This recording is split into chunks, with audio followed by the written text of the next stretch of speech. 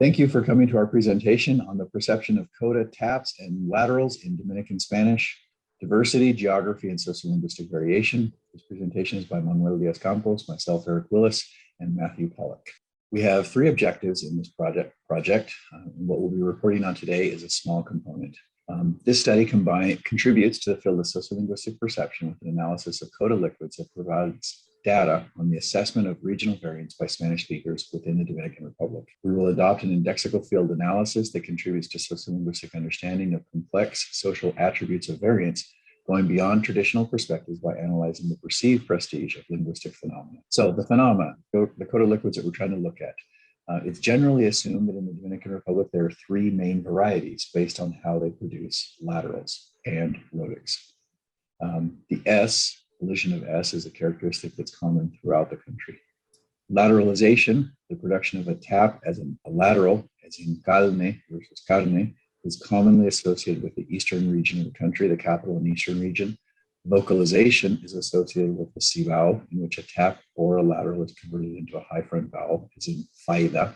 And rhoticization is associated with the south of the country, in which a lateral is turned into a tap, in the example of farda.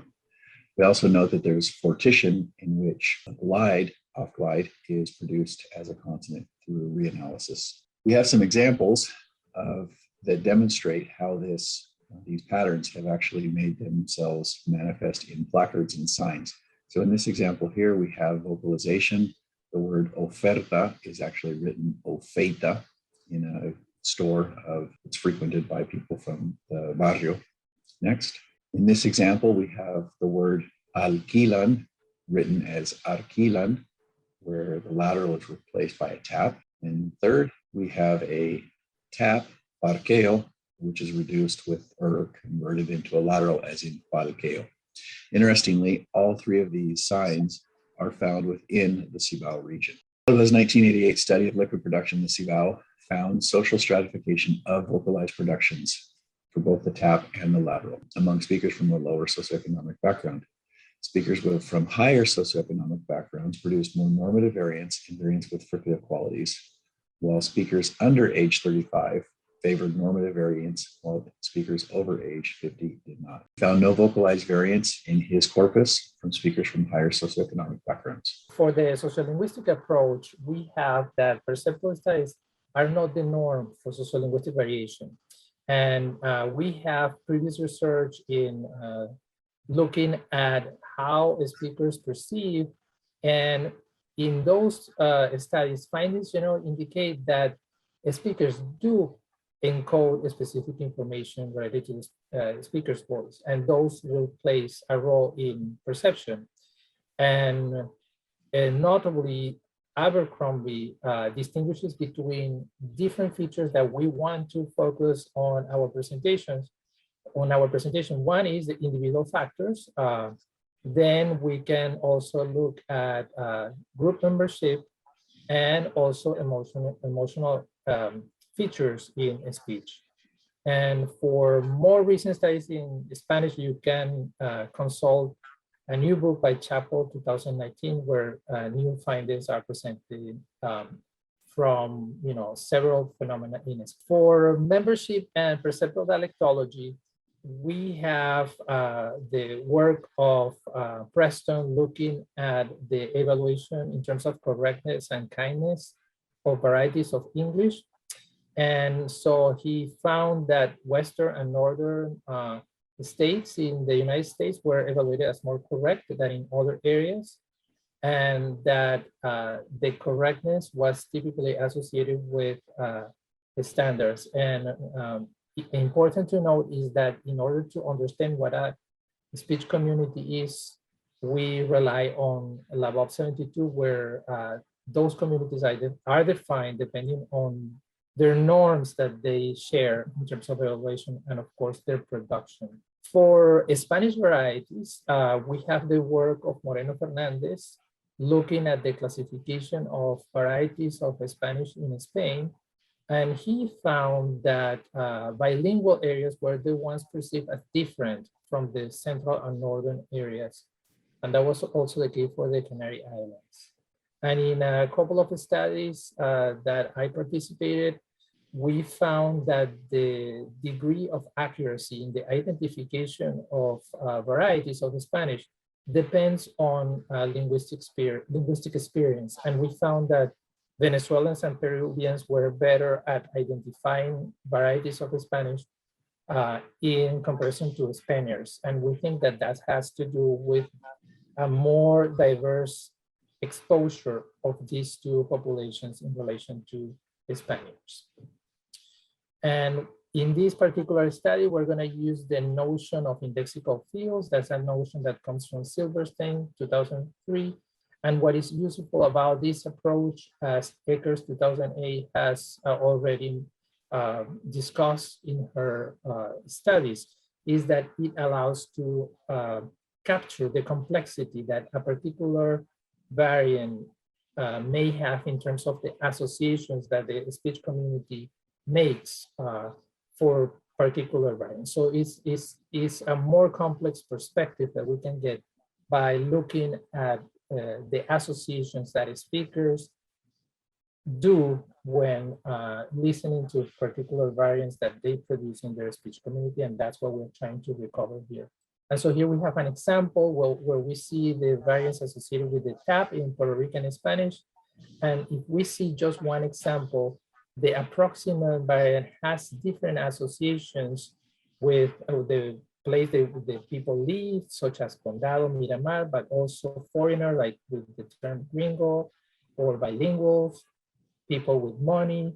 And so you see also the association with young female speakers from the Guaynabo area. So the point here is that you can see a complexity of adjective associated with just one variant.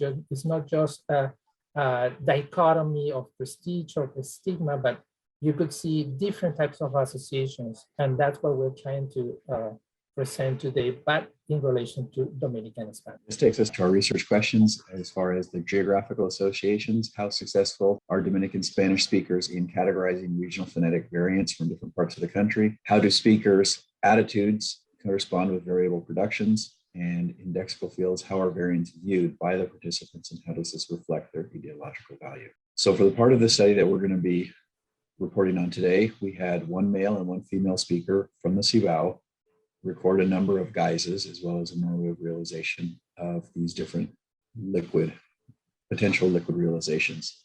The listeners or the evaluators were 75 students at the University Pontificia Universidad Católica Madre y Maestra, and they were all aged 18 to 25. The survey was conducted through Qualtrics, carried out in person at the university.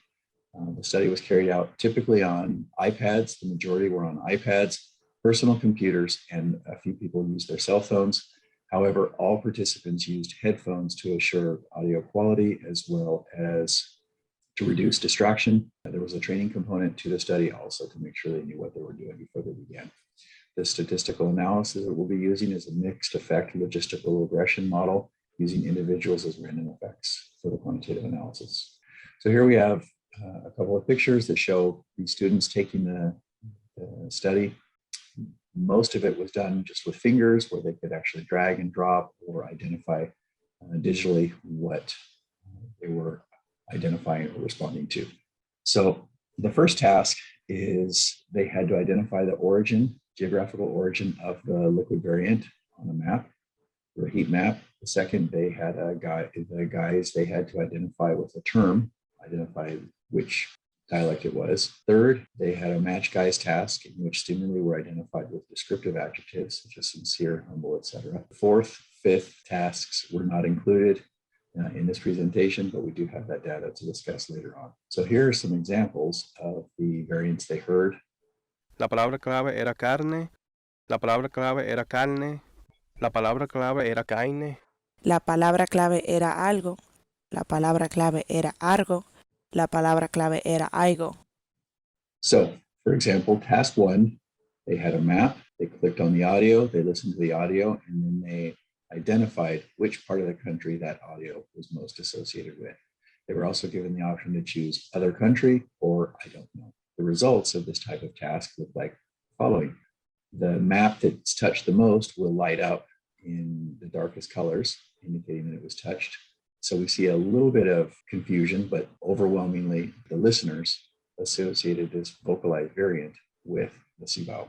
For task number 3, the adjective matched guys, each target word was presented in a set carrier phrase. The word was, or the key word was.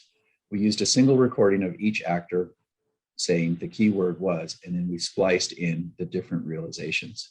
So for example, they clicked on the audio, and then they had to identify in the radio boxes those characteristics that they associated with that realization. So now we go to coda liquids, attitudinal associations, and we go to our question, how do speakers' attitudes correspond with variable production? And so in order to do this, we compare the responses in contrasting pairs.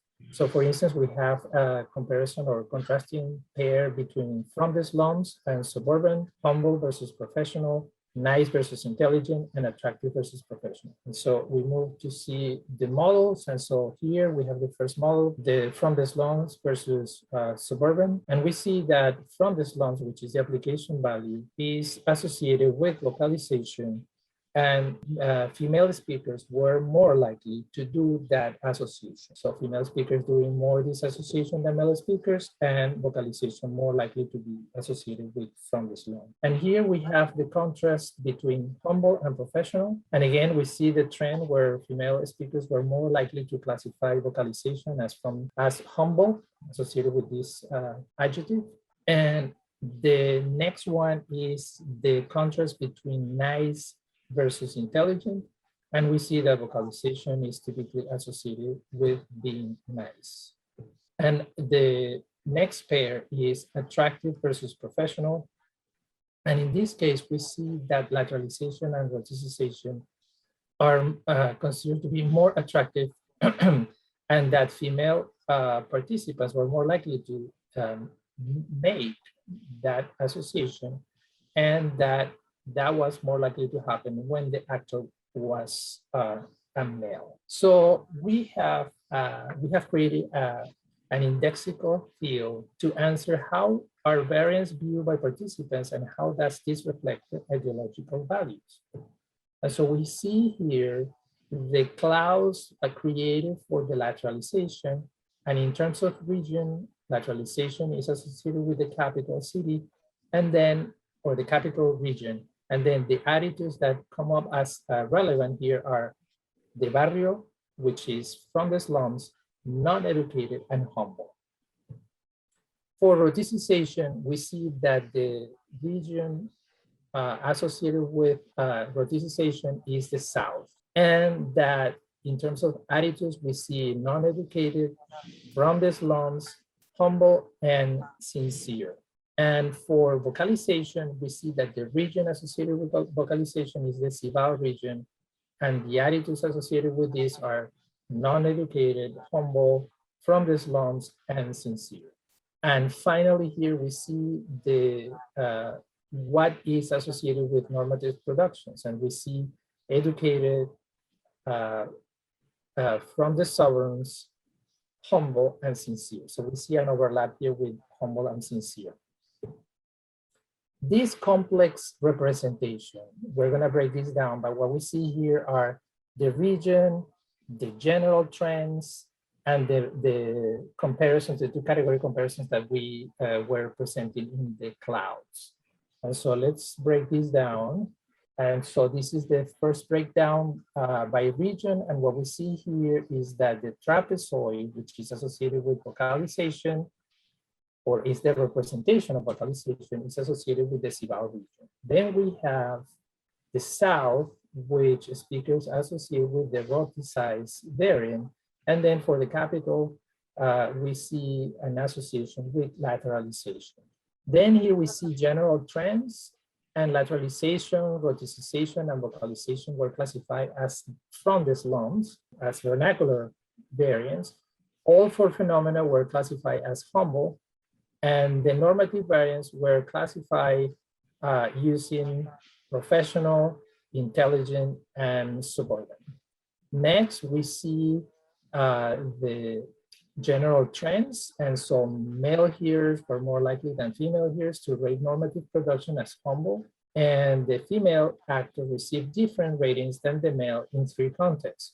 When producing the normative variant, she was classified as more culta, cultured, and attractive. When producing vocalization, she was rated as more humble, and when producing rhoticization or lateralization, she was seen as being more from the slums. Next, we have the 2 category comparisons, the barrio versus suburban, which is from the slum versus suburban. All but the normative variance was ranked more often as from the slums.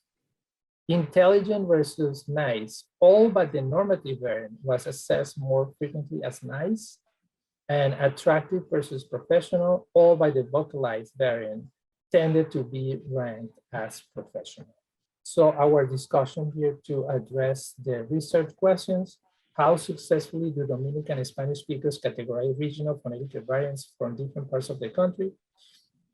In our results, we found that participants were able to identify regional variants on the map that had sociolinguistic value in the community. Localization with the Cibao area, rhoticization with the South, and lateralization with the capital. And then, how do speakers' attitudes correspond with variable production? So we see several features associated with these variants that we have analyzed. From the slum, women were more likely to classify non-normative variants as from the slum. Vocalization was more frequently identified as from the slums. Humble versus professional. Women were more likely to classify non-normative variants as humble, and vocalization was more likely to receive or being associated with these characteristics. Nice versus intelligent. Vocalization was most frequently identified as nice. Attractive versus professional. Lateralization and rhoticization were most frequently identified as attractive. Women were more likely to classify non-normative variants as attractive, and male actors were more likely to be classified as attractive when using non-normative variants. These personal qualities indicate that the vernacular variants tend to be associated with terms like from the slums, humble, nice, and attractive. And we found here a consistency with previous research on stereotypes where regional variation is associated with these vernacular variants. How are variants viewed by participants, and how does this reflect their ideological value? A qualitative analysis of the indexical fields based on a reflection of word frequency and quantitative modeling showed trends related to the 4 productions, to the 4 variants. Regional productions were clearly distinguished by participants. That's the first finding. Normative productions were classified as professional, intelligent, suburban, and humble, while the non-normative productions were all classified as from the slums. The female actor, differing from the male actor, was seen as more cultured and attractive than the male when using normative variants, and more humble from the slums when using other variants. Male hearers were more likely to classify normative variants as humble, and when rating across pairs of adjective, normative variants were seen as more suburban, intelligent, and professional, whereas the other variants were seen as more nice, attractive, and from the slums. Conclusions. We determined a degree of awareness of regional variation across coda liquid variants in Dominican Spanish, suggesting its sociolinguistic value in the community. The results from the current study deepen our understanding of coda liquid variation by demonstrating the complex relationships associated with this sociolinguistic phenomenon and how Dominicans perceive this variability. While previous studies have shown that non-normative coda liquid variation is common in Dominican Spanish, our findings indicate that these variants are not in a dichotomy of negative versus positive evaluation. However, there is an awareness of regional affiliation, status, and personal qualities of speakers who use certain variants. In order to better visualize variable tendencies, this study contributes to the field of perceptual sociophonetics by formalizing the concept of indexical fields using evidence taken from quantitative analysis of the match-case task. And this follows a previous study that we presented on Puerto Rican Spanish. The perceptual nature of the results show us that social evaluation is not static or categorical, as the sex of the speaker and the hearer affected evaluation of similar productions. Our findings indicate that patterns of usage not only condition production, but also perception, which suggests that social attitudes are dynamic and sometimes contradictory. Thank you very much for your attention, and we look forward to your questions. Thank you again.